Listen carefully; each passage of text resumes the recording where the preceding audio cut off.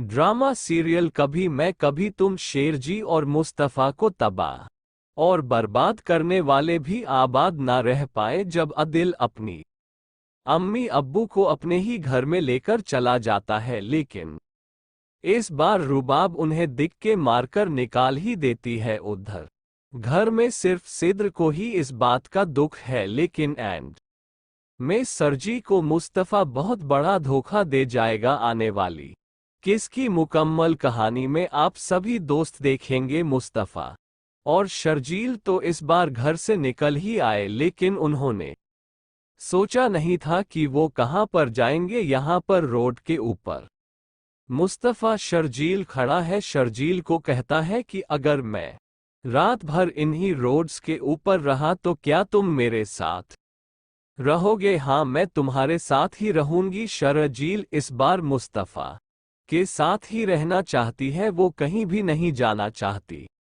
लेकिन मुस्तफ़ा तो यह चाह रहा था कि सरजी लड़की है, अपने घर में चली जाए, अपने माँ बाप के पास। चलो, सेफ तो रहेगी।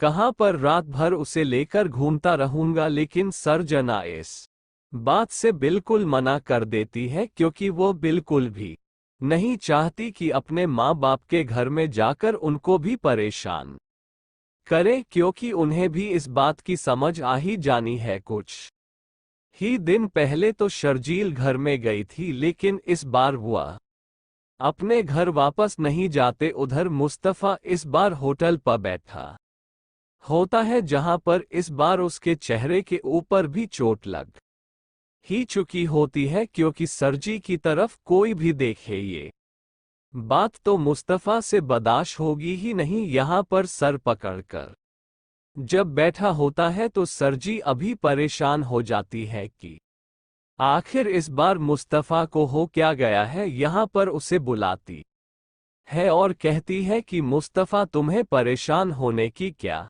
जरूरत है, मैं तुम्हारे साथ हूं, हम मेहनत करेंगे और अपनी जिंदगी में खुश रह सकते हैं। सरजी तो मुस्तफ़ा को इस बार हौसला देने की भरपूर कोशिश कर रही है, लेकिन उसके ऊपर चोरी का इल्जाम लगना बिल्कुल भी दुरुस्त ना था। शर्जील और मुस्तफ़ा इस बार घर तलाश करने की कोशिश कर रहे होते हैं। रेंट का घर तो इस बार उन्हें मिल ही जाता है। उधर घर में सिद्र, जो इस बार मुस्तफ़ा और शर्जील जाने के बाद परेशान तो है ही, अपनी माँ को कहती है कि आप लोगों ने अच्छा नहीं किया, बिल्कुल भी घर से चले गए हैं, पता नहीं कहां पर जिले रुस्वा हो रहे होंगे। मुस्तफ़ा पहले जैसा नहीं रहा, बदल चुका है, अब वो मेहनत करता है। मुझे तो समझ नहीं आ रही कि उसने चोरी ये गलती से ये सब कुछ हुआ है।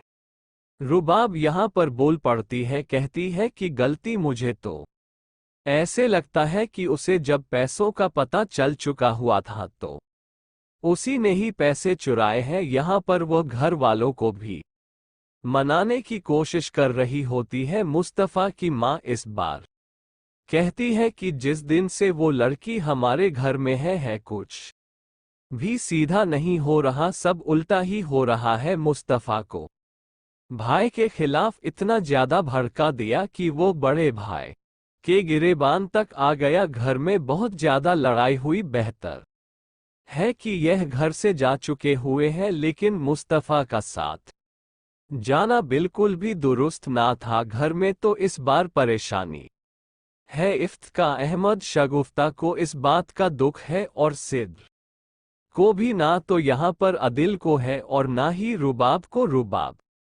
के लिए क्या है, रुबाब तो अपने बदले की आग में इतनी ज्यादा जल चुकी थी कि उसने एक बाप से उसका बेटा भी दूर कर ही दिया और एक बहन से उसका भाई भी। मुस्तफ़ा और शर्जील को रेंट का घर मिल ही गया, जहां पर वह मुस्तफ़ा के साथ पहुंच जाती है, जहां पर जाकर कहती है कि यह जो कुछ भी हुआ है ये सब कुछ रुबाब नहीं की है। उस दिन जो हमारी लड़ाई हुई थी उसका बदला निकाल रही थी वह। मुस्तफ़ा को भी इस बात का अंदाजा तो है ही। उधर अदिल टेड मिल्क के ऊपर इस बार भाग लगा रहा है और सोचों में ही गुम है कि उस दिन पैसे कैसे चले गए।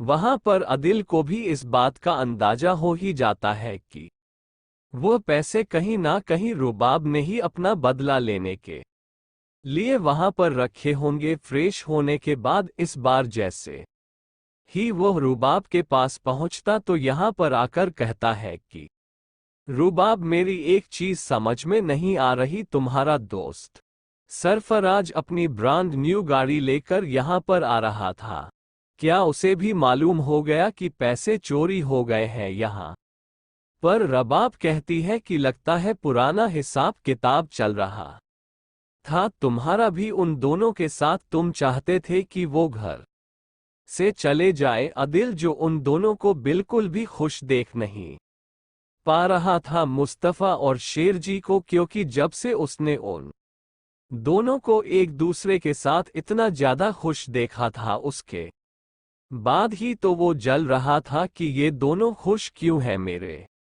पास पैसा भी है और मेरे पास भी रुबाब है, लेकिन मेरी रुबाब सिर्फ और सिर्फ पैसे के साथ मोहब्बत करती है और मेरे साथ तो ऐसे है जैसे मुझे गुलाम बनाकर अपना बनाकर रखना चाहती है, किसी के साथ भी ना तो गलने मिलने देती है ना ही कुछ। उधर अदिल इस बार इतक अहमद को नई गाड़ी पकड़ा ही देता है। मिलने के बाद तो इफ्तिकार अहमद हवाओं में उड़ना शुरू हो चुके हुए हैं। उन्हें इस तरह की बहू कहाँ से मिलनी थी जो अरबपति है और उन्हें गिफ्ट में इतनी महंगी गाड़ी भी दे ही दी। अदिल इस बार अपनी अम्मी अब्बू को लेकर चला ही जाता है रुबाब के घर में उसका घर दिखाने के लिए और कुछ दिन वहां पर गुजारने के लिए भी, क्योंकि घर में वह अकेले क्या करेंगे। यहाँ पर घर देखने के बाद शगुफ्ता बेगम के तो होश ही उठ जाते हैं कि इतना बड़ा घर रुबाब की बहादुरी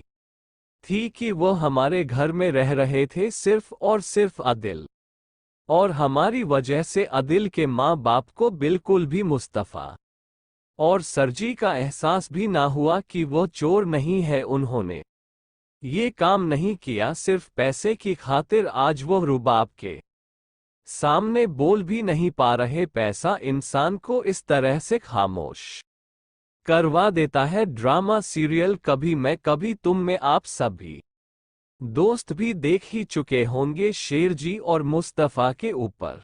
तो आज बुरा वक्त है सरजी मुस्तफ़ा के साथ आज भी गुजर बसर कर रही है उसकी उन हरकतों को लेकर भी, क्योंकि मुस्तफ़ा कभी भी अपनी हदों से बाज तो आएगा ही नहीं। मुस्तफ़ा की वो वही पहले वाली रूटीन इस बार शेरजी फैसला कर लेती है कि वह उसे जॉब के ऊपर भेजेगी। जॉब भी उसे मिल ही जाती है। जॉब के पहले ही दिन उसे अच्छे तरीके से तैयार करवाकर बेच रही होती है। उसके लिए खाना पानी इस बार घर में वही कर रही है। घर की सारी जिम्मेदारियां पहले भी सरजी संभाल रही थी, आज अगर अलग हुए तो मुस्तफ़ा को भी वही संभाल रही है। आप फिर से जैसे ही घर वापस आता है मुस्तफ़ा तो यहाँ पर लैपटॉप के ऊपर काम कर रहा होता है, तो चाय लेकर यहाँ पर सरजी आए जाती। सरजी को चाय लेता आया देखकर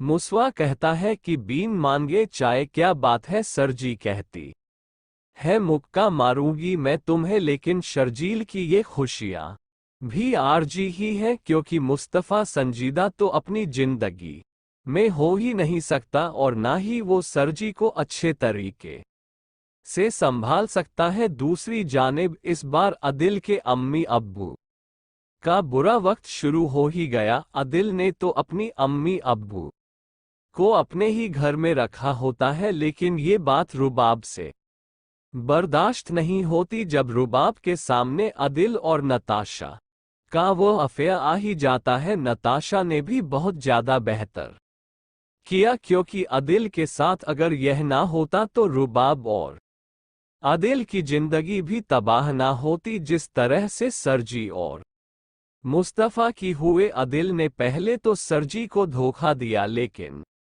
रुबाब ने इस बार मिलकर मुस्तफ़ा और सरजी को धोखा दिया। जिसके बाद वही धोखा लौटकर इस बार उन दोनों की जिंदगी में भी आने वाला है और आदिल के अम्मी अब्बू की भी, जब उन्हें दिख के मारकर यही रुबाब अपने ही घर से निकालेगी और कहेगी कि आप लोगों के यहाँ पर कोई भी जगह नहीं है। और ना ही आदिल की, यूं आदिल का भी बुरा वक्त शुरू हो ही जाएगा, क्योंकि आदिल के पास तो अपना कुछ है ही नहीं, अपनी बीवी के टुकड़ों के ऊपर पल रहा था और अपने माँ बाप को भी। लेकिन डॉमस सीरियल कभी मैं कभी तुम में जब मुस्तफ़ा और शेर जीना एक दूसरे से जुदा होंगे तो सभी लोगों का दिल ही टूट जाएगा। कौन कौनता है कि मुसवा और सरजी एक दूसरे के साथ ही रहे, आदिल रुबाब और मुसवा के मामा बाबा का बुरा अंजाम कौन कौन देखना चाहता है, जिस तरह से उन्होंने सरजन और मुस्तफ़ा का हाथ ना थामा। अपनी कीमती राय काज नीचे कमेंट सेक्शन में जरूर दीजिए। चैनल को सब्सक्राइब करने के बाद बेल का बटन जरूर दबाएं। अपना ख्याल रखिएगा, दुआओं में याद रखिएगा। अल्लाह हाफिज।